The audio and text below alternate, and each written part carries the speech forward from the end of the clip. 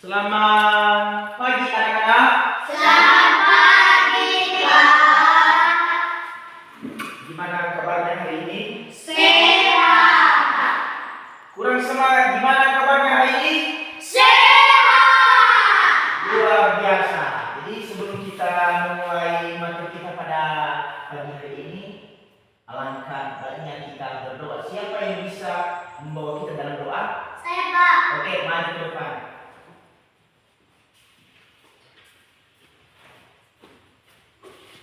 Mari kita bersaksi dan berdoa. Ya Tuhan, kami bersyukur kepadamu pada pagi hari ini dan mana Tuhan telah menolong kami dari rumah, di perjalanan hingga di sekolah ini. Sebentar lagi kami akan memulai aktivitas kami, yaitu belajar dan mengajar. Kiranya Tuhan memberkati kami. Amin. Amin. Oke. Jadi kegiatan kita pada hari ini adalah kita belajar yang namanya puisi. Ini adalah materi yang kita bawakan nanti sebelum kita masuk pada kegiatan ini.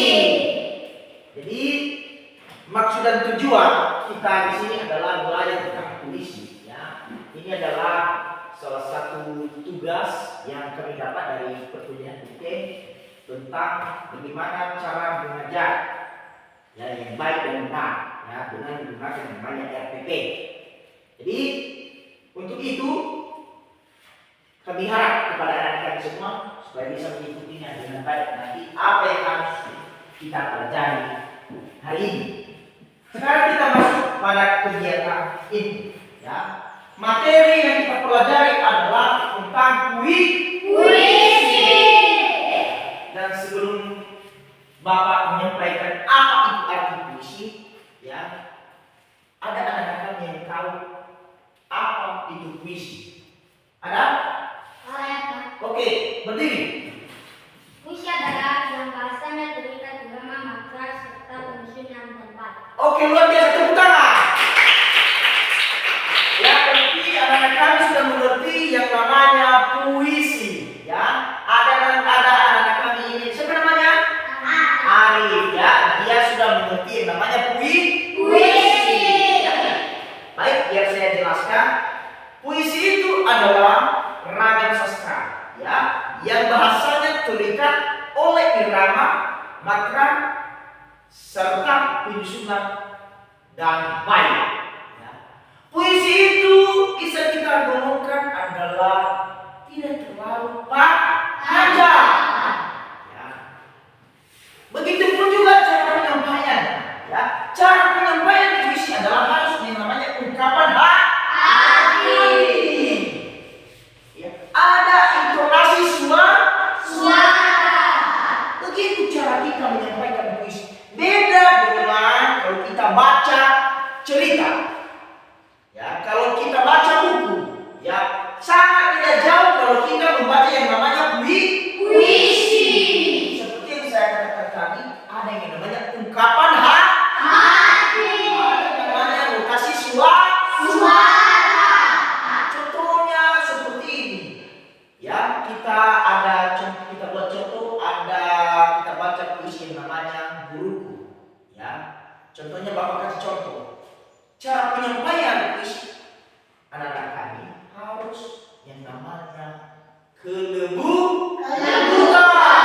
Ya, seperti ini. Guruku, di mana engkau berada guruku, kau selalu mengajariku yang tidak tahu, dan akhirnya aku bisa tahu. Yang tidak mengerti apa-apa, akhirnya aku bisa mengerti. Itu adalah contoh penyampaian puisi. Ya. Selanjutnya, anak-anak kami mengerti yang namanya puisi.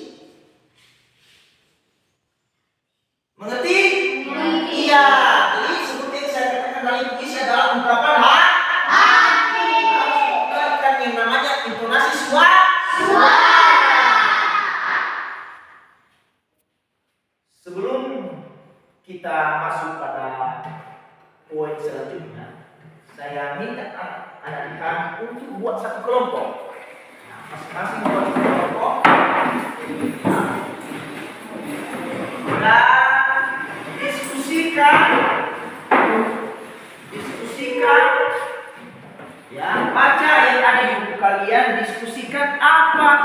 puisi. Ya, yang ada di materi kita yang kita pelajari adalah coba kalian baca pahami apa itu puisi. Jadi biar anak-anak bisa memahami, ya, biar anak-anak bisa memahami yang namanya puisi. Ya, baca materi yang kita pelajari hari ini tentang puisi. Ya nanti saya tanyakan, ya apa yang bisa kalian pahami, yang bisa kalian cermat dalam kelompok ini nanti, ya. Ketika kalian sudah berdiskusi dengan kawan kalian masing-masing.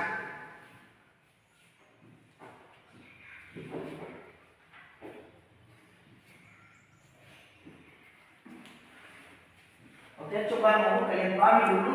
Kalian berdiskusi kepada kawan kalian, ya. Coba kalian berdiskusi kepada kawan kalian. Ya, apa itu yang namanya puisi, ya? Coba kalian pahami, coba kalian baca puisi yang ada di materi kita yang kita pelajari pada pagi hari ini.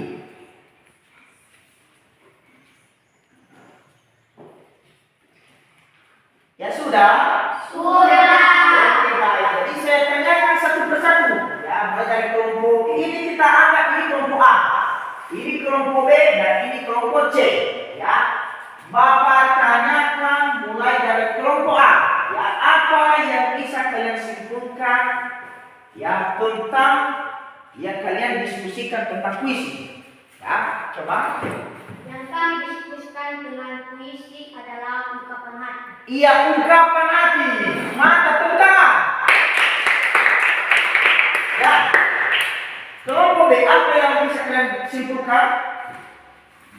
Puisi itu adalah penyampaian intonasi yang ada. Iya, penyampaian intonasi yang ada. Tepuk tangan. Ya. Kelompok C, apa yang bisa kalian simpulkan? Puisi itu bersifat singkat. Puisi itu bersifat Singkat. luar biasa. Berarti anak-anak kami bisa mengerti dan memahami apa itu yang namanya Puisi. Tepuk tangan untuk kita semua. Ya, sebelum itu saya berterima kasih kepada anak-anak kami karena bisa mengikuti yang namanya pembelajaran kita atau materi kita yang kita bawakan hari ini tentang puisi. Ya, saya sebagai yang mengajari anak-anak kami merasa senang, bahagia, ya, terbuka, ya, ketika anak-anak kami langsung mengerti materi yang kita bawakan tentang puisi. Untuk itu, mari kita bahas bersama-sama, ya, bersama-sama apa itu puisi. Seperti yang dikatakan tadi kelompok A, apa itu tadi puisi nunggu? Yang kami diskusikan tentang puisi adalah ungkapan hati. Ungkapan Hati. Maksudnya ungkapan hati adalah ada yang harus dia sampaikan, ya. Ada yang dia sampaikan, tapi dia menyampaikan dalam bentuk puisi. Dia merasa terkesan bagi pendengar. Nah, itu yang dipahami oleh anak kita ini, ya, oleh kawan kita ini, teman kalian ini, ya, dia mengerti kan ungkapan Hati. apa tadi yang kalian simpulkan tadi dulu mengenai puisi? Puisi itu dalam menyampaikan intonasi yang ada. Iya, berarti ada intonasi, ada cara penyampaian. Seperti yang saya katakan tadi, beda pembaca kita kalau kita baca cerpen, cerita dengan membaca puisi. Ada yang namanya intonasi suara. Seperti yang saya katakan tadi, contohnya guruku, berarti ada yang namanya notasi suara. Kalau kita sebutkan guruku, berarti itu bukan lagi puisi. Itu adalah kalau kita membaca yang namanya cerita. Bisa kalian bedakan apa itu puisi dan apa itu kalau kita baca puisi, kalau kita baca cerita. Apa yang sebenarnya sebutkan mengenai puisi? Puisi itu bersifat singkat. Iya, bersifat ya, itu puisi tidak terlalu banyak, ya, tidak terlalu banyak tidak terlalu banyak kata. Maksudnya kata ada di sini adalah contohnya bukan seperti cerita. Kalau cerita itu adalah panjang, ada beberapa bait, ada beberapa paragraf. Kalau puisi intinya saja. Ya berarti isi itu ada puisi, berarti isi. Ya tidak ada lagi contohnya ini tidak. Berarti puisi itu harus adalah isi semuanya. Ya tidak terlalu panjang. Ya berarti anak-anak kami bisa mengerti yang namanya puisi. Jadi sebelum kita masuk ke tabel penutup atau kita akhiri, berarti yang pertama sekali kita simpulkan. Ya, yang kita simpulkan hari ini adalah puisi adalah ungkapan hati. Puisi adalah bersifat yang namanya ada intonasi suara. Puisi adalah singkat. Ya, berarti itu yang harus kita simpulkan. Ya, ada intonasi suara dalam penyampaian, ada isinya bersifat tidak terlalu panjang atau singkat, dan yang disampaikan tadi kepada kalian ini adalah apa tadi? Ungkapan hati. Ungkapan hati. Ya, kalau anak-anak kami nanti ada yang kalian sampaikan yang merasa kalian sedih, bisa kalian sampaikan melalui atau lewat dengan puisi. Kalau ungkapan hati, ya kalian lewatkan melalui puisi, kalian buat dalam bentuk puisi, otomatis nanti pendengar yang mendengar puisi kalian otomatis merasa sedih, ya merasa tersentuh karena tadi ungkapan hati kalian. Ya, makanya yang kalau kita sudah mengerti bagaimana penyampaian puisi, otomatis bagi pendengar, bagi yang mendengarkan puisi, otomatis dia merasa tersentuh. Ya, mengerti sampai di situ? Mengerti. Oke, baik. Jadi sekarang kalian kembali ke tempat duduk kalian masing-masing.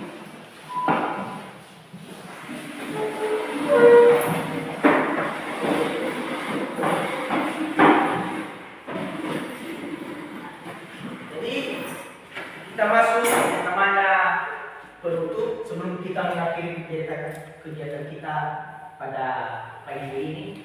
Ya, seperti yang saya katakan tadi, anak-anak kami sudah mengerti yang namanya puisi. Saya merasa senang dan bahagia dan merasa kagum atas anak-anak kami bisa langsung memahami, bisa langsung mengerti ya apa itu puisi. Itu adalah salah satu yang saya rasakan. Berarti otomatis penyampaian yang saya berikan kepada anak-anak langsung anak-anak paham. Ya, itu yang saya senang sekali. Tepuk tangan dulu untuk kita. Oke, sebelum itu, sebelum kita mengakhiri, ada sedikit pesan moral, ya, motivasi untuk anak-anak kami ke depan. Ya, pesan moral ini adalah anak-anak kami janganlah berhenti untuk belajar, janganlah berhenti untuk membaca buku, jangan berhenti menuntut ilmu, ya gapai ilmu seperti pepatah yang mengatakan raihlah mimpimu setinggi-tingginya, ya. Jadi untuk anak-anak kami, ya mulai dari sini binalah minat belajar, binalah minat membaca, ya supaya kelak nanti masa depanmu akan sukses, cita-citamu bisa tercapai. Ya, mulai hari ini anak-anak kami jangan terlena dengan teknologi yang ada di zaman sekarang. Ya, untuk itu jangan terlena dengan HP, ya jangan terlena dengan media sosial. Ya, usahakan itu dibuang dulu ke belakang. Usahakan dulu fokus belajar dulu. Apalagi kalian ini masih anak-anak, otomatis harus kalian perkuat yang namanya minat belajar. Supaya nanti kalian nanti tamat dari sini, ya masuk ke jenjang SMP, ke jenjang SMA, SMK, masuk ke jenjang perkuliahan, 10 atau 15, 20 tahun kemudian nanti dulu. Salah satu di antara kalian nanti pasti ada yang menjadi DPR, ada bupati, ada presiden, ada DPD, dan lain sebagainya. Makanya jangan pernah bosan untuk menuntut ilmu. Ya itu saja pesan moral yang bisa Bapak sampaikan.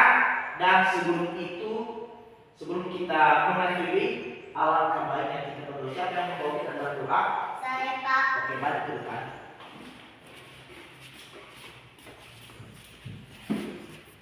bersama berdoa. Terima kasih Tuhan untuk pertolongan kami dari pagi hingga pada siang hari ini. Semua pelajaran yang telah kami terima dari Bapak Ibu Guru, tanamkanlah di dalam hati kami, agar menjadi bekal hidup kami.